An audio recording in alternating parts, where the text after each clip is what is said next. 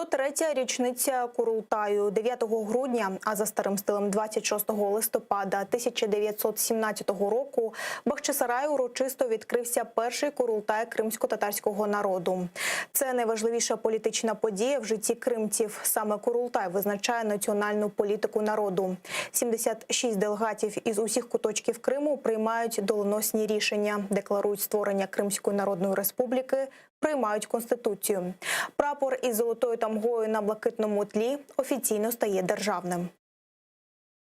Курултай, його значення найтаке глибоке було в тому, що він не перебрав на себе вирішення долі Криму, як одноосібно. Він закликав від імені кримсько-татарського народу інших провести свої зібрання і потім вже висунути своїх представників, і потім вже зібратися на установчий з'їзд задля вирішення долі Криму.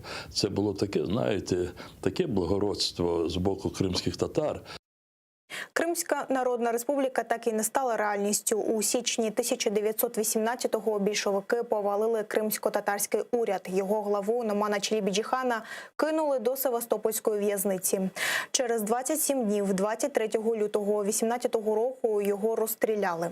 Для кримських татар розпочалась епоха репресій. Після повернення з депортації у 1991-му у Сімферополі після перерви у 74 роки відкрився другий Курултай кримсько-татарського народу.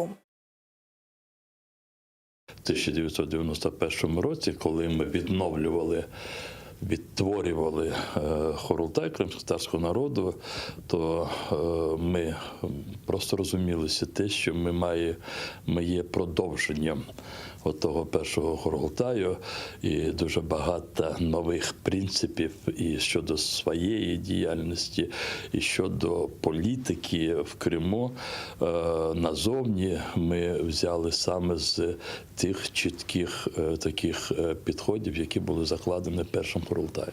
Народи, які позбавлені своєї державності,